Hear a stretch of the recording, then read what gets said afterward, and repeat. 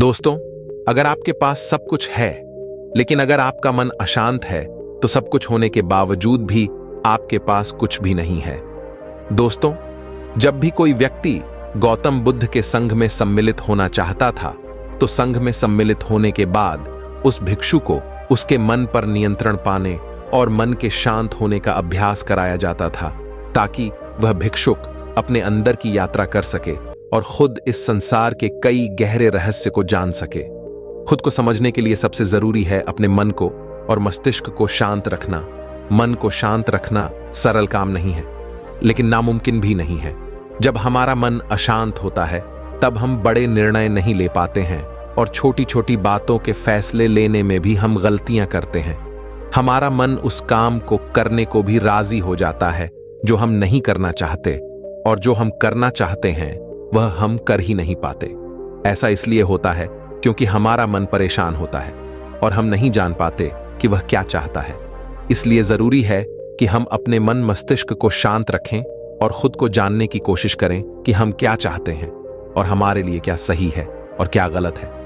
एक कहानी के माध्यम से मन को शांत रखने का प्रयास करते हैं। दोस्तों, हिमालय की तलहटी से सटा एक गांव था, जिसमें वीरभद्र नाम का एक नौजवान युवक रहता था। वह युवक हमेशा अपने अनियंत्रित विचारों और अशांत मन से हमेशा परेशान रहता था। उसके दिमाग में इतने अनियंत्रित विचार चलते रहते कि वह ठीक ढंग से रात को सो भी नहीं पाता था। वह नींद जाता था क्योंकि उसके मन में हमेशा अशांति रहती थी, और कुछ विचार तो उसके इतने खतरनाक होते थे कि वे उसे नींद से जगा देते थे। वह डर जाता था उन विचारों से, क्योंकि जब भी वह अपनी आंखें बंद करता तो उसे कुछ भयावह और डरावनी चीजें दिखाई पड़ती थीं, जिस वजह से वह अपनी आंखें खोल देता था। इस बात से वह बहुत ही ज्यादा परेशान था, क्योंकि उसकी नींद भी तरीके से पूरी नहीं हो रही थी। उसे लग रहा था कि उसका दिमाग किसी अनियंत्रित शक्ति, किसी ऊपरी शक्ति के नियंत्रण में है, क्योंकि वह चाहता तो अपने दिमाग को शांत रखने की, लेकिन वह कर नहीं पाता था। वह सबसे यही कहता कि वह अपने विचारों को तो शांत रखना चाहता है, लेकिन वह उन विचारों को चाह करके भी शांत नहीं कर पाता, क्योंकि उसका दिमाग खुद उसके नियंत्रण में नहीं रहता है। इस बात से उसके घर वाले भी काफी परेशान हो गए थे। दोस्तों, पुराने जमाने में आज के जमाने जैसा कोई बहुत बड़ा हॉस्पिटल नहीं हुआ करता था। उस समय के लोग ऋषि मुनि वैद्य लोगों के पास जाते थे अपना उपचार कराने के लिए, और जंगल में अकेले ही उन वैद्य लोगों की कुटिया होती थीं, जहां पर लोग जाकर के अपना उपचार करवाते थे। गांव के लोगों ने बताया कि वीरभद्र, तुम पास के जंगल में जो वैद्य रहते हैं, तुम उन्हीं के पास जाओ, वही तुम्हारा उपचार कर सकते हैं। पहले तो वीरभद्र लोगों की बातों को मानने से मना कर देता है, क्योंकि वह कहता है कि हमने बहुत से लोगों को दिखाया पर कोई फर्क नहीं पड़ा। लेकिन लोगों के बार बार कहने पर वीरभद्र मान जाता है। वह सोचता है कि चलो, बहुत जगह इलाज कराया पर कोई फर्क नहीं पड़ा, हो सकता है कि यहां दिखाने से कुछ फर्क पड़ जाए। इसी उम्मीद के साथ वह जंगल में उन वैद्य से मिलने पहुंच जाता है। वह वैद्य सिर्फ लोगों का उपचार ही नहीं करते थे, बल्कि वह एक बहुत ही बड़े तपस्वी व्यक्ति थे। जब वीरभद्र जंगल में उन वैद्य के आश्रम में पहुंच जाता है, तो वह उनको प्रणाम करके कहता है कि हे महाशय, मैं आपका बड़ा ही नाम सुना है आप लोगों का उपचार करने के साथ साथ एक बहुत बड़े तपस्वी भी हैं। वैद्य महाशय कहते हैं कि तुमने ठीक सुना है। तब वीरभद्र कहता है कि महाशय, मेरे दिमाग में तमाम तरह के विचार आते रहते हैं और वह मुझे बहुत ही ज्यादा परेशान करते रहते हैं। मैं उन विचारों से इतना परेशान हो जाता हूं कि मैं रात में ठीक तरीके से सो भी नहीं पाता। मैं जब भी अपनी आंखें बंद करता हूं तो हमारे दिमाग में तमाम तरह के विचार आते रहते हैं। कृपया करके कुछ उपाय बताइए, ताकि मेरे दिमाग के अनियंत्रित विचार जो मुझे बहुत ज्यादा परेशान करते रहते हैं, वह सब शांत हो जाए, मेरा दिमाग अनियंत्रित विचारों से मुक्त हो जाए। इतना सुनते ही वैद्य महाशय उस युवक से कहते हैं कि बस इतनी सी बात है, तुम इस पेड़ पर उल्टा लटक जाओ। मैं जब तक तुम्हें उतरने को ना बोलूं, तब तक तुम्हें इस पेड़ पर ऐसे ही उल्टा लटके रहना है। वीरभद्र कहता है कि महाशय, यह कौन सा तरीका है? इससे तो मुझे बहुत दिक्कत हो जाएगी। आपके पास अगर कोई जड़ी बूटी है तो दीजिए, नहीं तो मैं यहां से जा रहा हूं। मैं यहां उपचार नहीं करवाने वाला। उल्टा पेड़ पर लटका, यह मुझसे नहीं होने वाला है। यह कहां का उपचार है? फिर वह वैद्य महाशय उस युवक से कहते हैं कि अगर तुम यह काम नहीं कर सकते तो तुम मेरी कुटिया से जा सकते हो। मैं तुम्हारा इलाज नहीं कर सकता, क्योंकि अगर तुम्हें अपने मन को शांत करना है तो मैं जैसा कहता हूं तुम्हें वैसा ही करना होगा। वीरभद्र वहां से जाने को तैयार हो जाता है। फिर वह रुक जा आता है और वह सोचता है कि वैद्य में कुछ ना कुछ तो खास बात है। हो सकता है कि इसका उपचार करने का तरीका ही अलग हो, और सोचने लग जाता है कि चलो देख ही लेते हैं। उसे सही होना था तो वह हर एक उपाय करने को तैयार था। वह वापस वैद्य के पास जाता है और कहता है कि ठीक है महाशय, आप जो कह रहे हैं मैं उसको करने के लिए तैयार हूं। वैद्य ने कहा कि तो ठीक है, जो तुम्हें पेड़ दिखाई पड़ रहा है तुम उस पेड़ पर जाकर के उल्टा लटक जाओ, और जब तक मैं ना कहूं तब तक तुम उस पेड़ पर से मत उतरना। जैसे ही वीरभद्र उस पेड़ पर लटकने के लिए तैयार हो जाता है, तभी वह वैद्य उसे रोक करके कहते हैं कि रुको। वीरभद्र रुक जाता है। वीरभद्र कहता है कि महाशय, आपने तो इस पेड़ पर उल्टा लटकने को कहा है, फिर आप मुझे रोक क्यों रहे हैं? फिर वैद्य महाशय ने कहा कि हम तुम्हारे धैर्य की परीक्षा ले रहे थे। मैं यही तुम्हारे अंदर देख रहा था कि मैं जो तुमसे कहूंगा वह तुम काम करोगे कि नहीं। तुमने मेरी बात मान ली, इसका मतलब यह है कि तुम्हें ठीक होना है। तो आओ, अब हम तुम्हें मन के शांत होने के तरीके के बारे में बताऊंगा, लेकिन 1 महीना तक तुम्हें कहीं नहीं जाना है, सिर्फ मेरे साथ ही रहना है। वीरभद्र कहता है कि ठीक है महाशय, मैं आपके साथ इस कुटिया में रहने को तैयार हूं।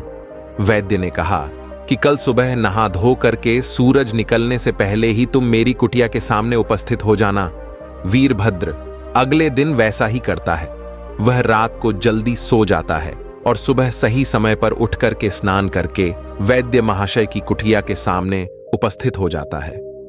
वैद्य महाशय ने कहा कि वीरभद्र, अनियंत्रित मन हमें जीवन में नकारात्मकता की ओर ले जाता है। नियंत्रित मन हमें इस नकारात्मकता से बचाता है। मन को नियंत्रित करना कोई एक दिन का काम नहीं है। इसके लिए नियमित और व्यवस्थित साधना की आवश्यकता होती है। जब यह नियंत्रित हो जाता है तो अंदर से ऐसा महसूस होता है जैसे परमात्मा की प्राप्ति हो गई है। आपका शरीर एक हथियार है और इसे अधिक मजबूत बनाने पर विचार करना चाहिए। आप केवल अपने मन को और शरीर को मजबूत बनाने का विचार कीजिए। इससे आप जीवन के महासागर को पार करने में सक्षम होंगे। अपने आप में एक मजबूत विश्वास आपको धार्मिक बनाएगा। इससे आपको काफी खुशी का आभास होगा।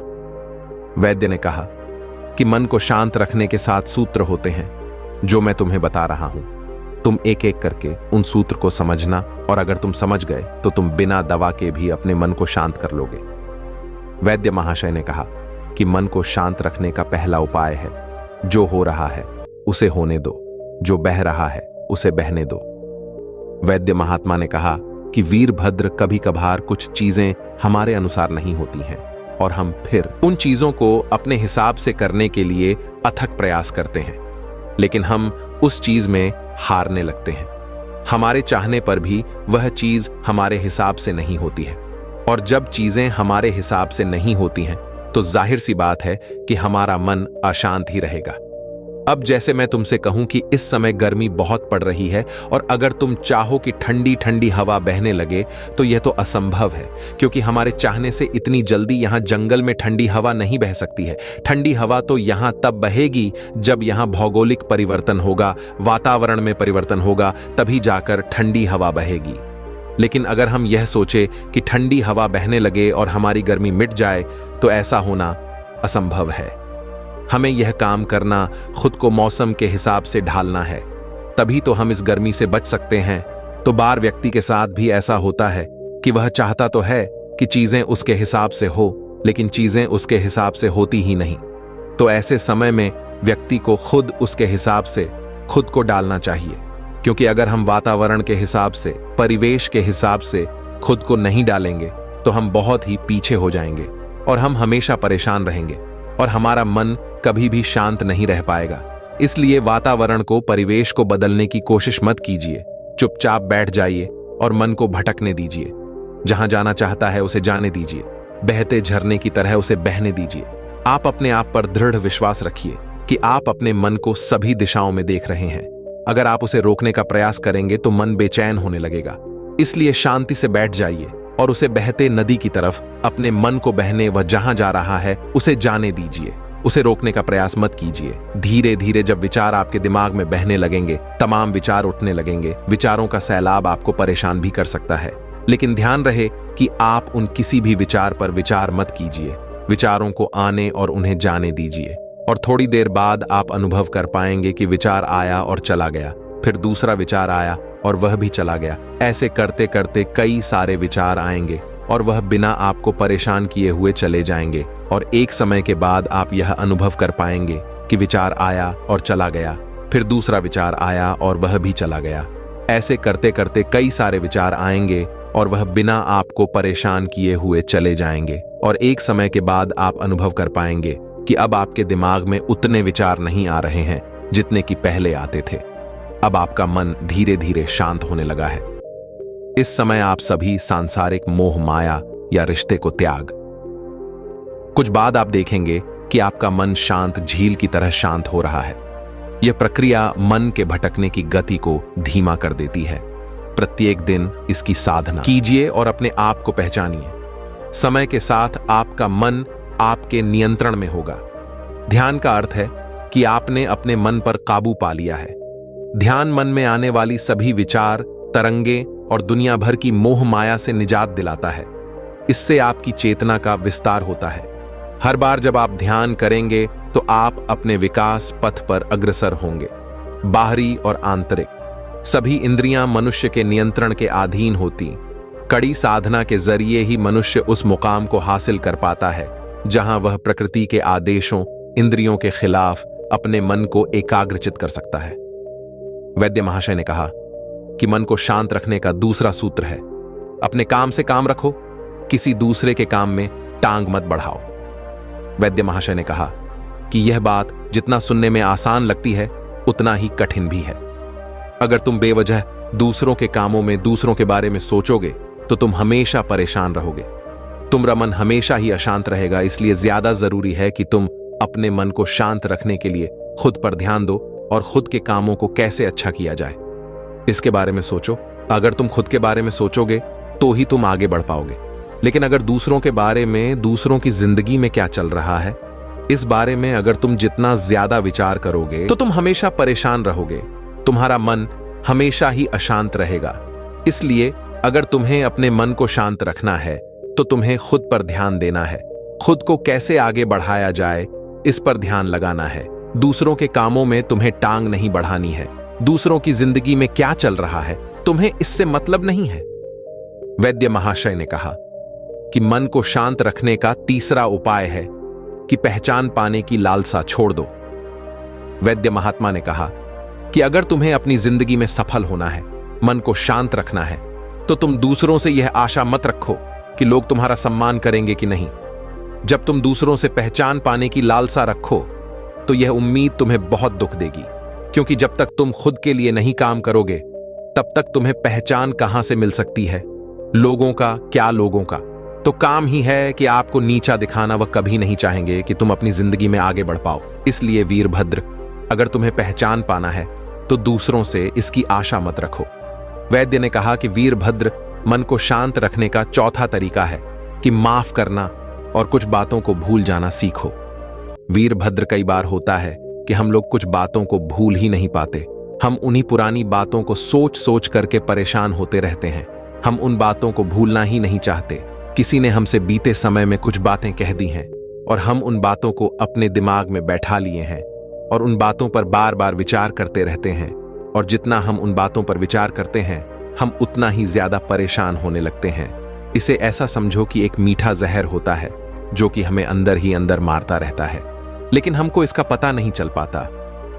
वीरभद्र, तुम अपनी जिंदगी में कुछ करना चाह रहे हो और तुम्हें पुराने समय में जो बातें हो चुकी हैं, तुम्हारे साथ जो घटनाएं घट चुकी हैं, तो उन बातों पर लगातार सोच रहे हो। उससे होगा क्या कि जो तुम काम करना चाह रहे हैं भविष्य में उस काम पर तुम ध्यान ही नहीं दे पाओगे, क्योंकि तुम बीते हुए कल के बारे में सोच रहे हो।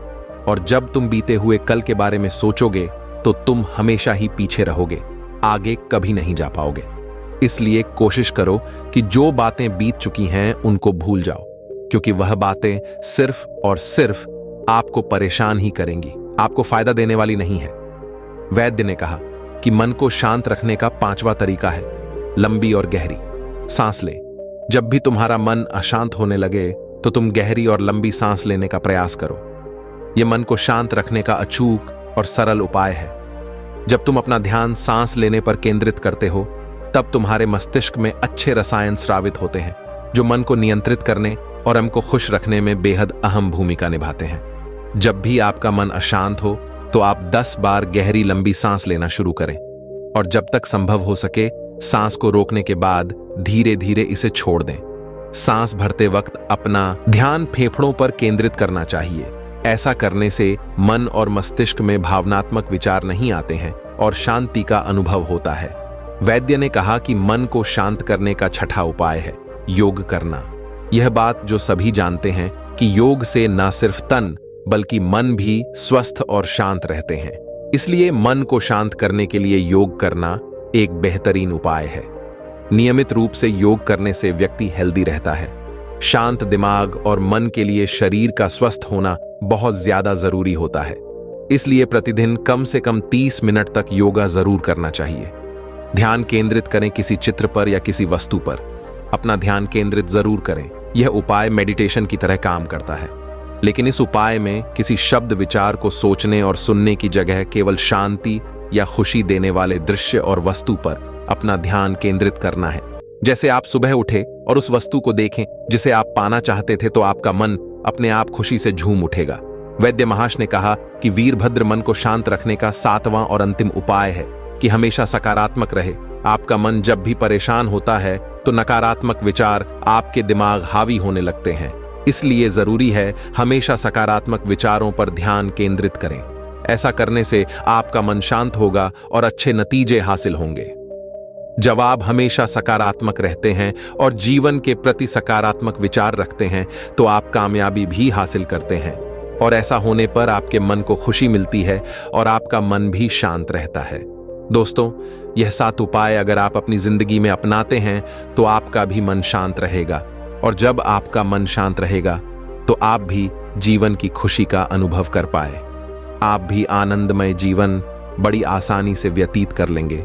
तो दोस्तों, मुझे उम्मीद है इस वीडियो से सीखने को आपको बहुत कुछ मिला होगा और ऐसे ही वीडियो पाने के लिए, हमसे जुड़ने के लिए इस चैनल को सब्सक्राइब करना मत भूलिएगा। मिलते हैं अगली वीडियो में कुछ नए विचारों के साथ। तब तक के लिए आपका बहुत बहुत धन्यवाद। मिलते हैं अगले वीडियो में। नमो बुद्धाय।